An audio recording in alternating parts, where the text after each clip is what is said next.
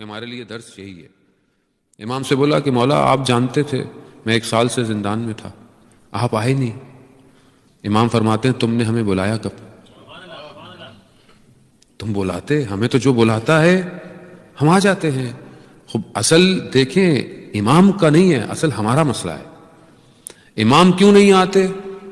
کیونکہ ہم بلاتے نہیں ہیں, ہم تیار نہیں ہیں, ہم ریڈی نہیں ہیں, ہم اپنے کاموں میں مصروف ہیں. ہماری پریشانی کیا ہے؟ میں اپنی پریشانی کہہ رہا ہوں, آپ کو نہیں, خدا نخواستہ. میری پریشانی ہے میرا کام چلتا رہے, میرا چیزیں چلتی رہیں, میری فیوچر پلاننگ ہوتی رہے, میرے بچے یہاں پڑھ لیں, میرا کاروبار یہاں چلا جائے, گھر میرا یوں ہو جائے. خواتین بھی اپنے ساتھ, ہر کوئی اپنے ساتھ, برا نہیں ہے, صحیح ہے, واجب چیزیں ہیں, آپ کو حلال ہیں, واجبات ہیں, آپ کو ادا کرنے ہیں. لیکن اس ساری پلاننگ میں یہ جو میں پلاننگ کر رہا ہوں, یہ بچہ جو ہے وہ اسکول جائے گا, پھر یہ کالج جائے گا, پھر یونیورسٹی, ابھی سوچتا ہوں اس کو میں نے, خود تو انسان سوچتا ہی ہے کہ اس کو میں نے کیا بنانا ہے, ڈاکٹر بناؤں, انجینئر بناؤں گا, بزنس مین, جو بھی بناؤں گا. اس پوری پلاننگ میں امام زمانہ کہاں ہے؟ کوئی سلاٹ میں امام زمانہ ہے یا نہیں ہے؟ تو اس کا مطلب ہے کہ میری زندگی کی پلاننگ میں امام ہے ہی نہیں. دعا میں ہر نماز کے بعد کرتا ہوں اللہم عجل ولیک الفرج, آ جائیں, لیکن کہاں آئیں؟ آپ کے چارٹ میں امام کی جگہ ہی نہیں ہے زندگی کے ٹائم ٹیبل میں. آپ تو اپنی پلاننگ کر رہے ہیں, 2 مہینے میں, 6 مہینے میں, 5 مہینے میں, یہ میٹنگ, یہ کاروبار, یہ پلاننگ, یہ ایگزیبیشن, یہاں ٹریولنگ, وہاں یہ, وہاں وہ, یہاں زیارت, سب کچھ زیارت بھی تو کر کے واپس. ابھی اس پورے میں امام زمانہ ہے کہیں کہ کہیں امام بھی ہوں, یا مولا اگر یہاں آ جائیں تو میری زندگی یوں ہو جائے گی, تو آپ کے پاس پلان بھی ہو, یہاں امام آ جائیں تو یوں ہو. تو جب میری زندگی میں امام ہی نہیں ہے تو پھر میں دعا کس کے لیے مانگ رہا ہوں؟ عزیزان محترم, اصل درس یہی ہے کہ میں اپنی زندگی میں مگن ہوں, میری زندگی اچھی چلنی چاہیے, میری زندگی اچھی چلتی رہے بس. اگر مجھے امام سے محبت بھی ہے تو مولا میرا کام ہو جائے, بس میرا کاروبار اچھا ہو جائے.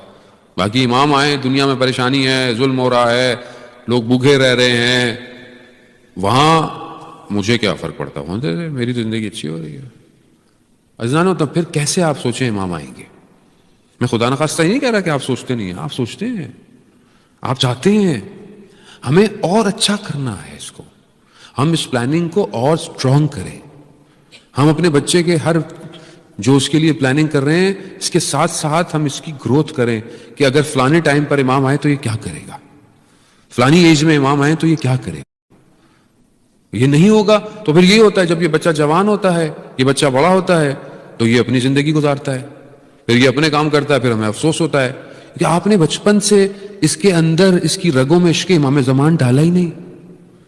امام زمانہ کا عشق ڈالتے تاکہ یہ ہر چھوٹتے بیٹھتے وقت یہ امام کو یاد کرتا.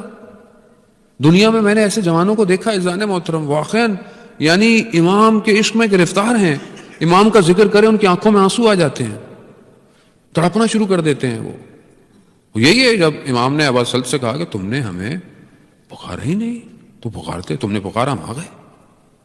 تو بات یہ ہے کہ جب میں ضرورت محسوس کروں گا تو ہی تو امام آئیں گے. جب میں نیڈ ہوگی کسی چیز کی, تو نیڈ انسان کوشش کرتا ہے.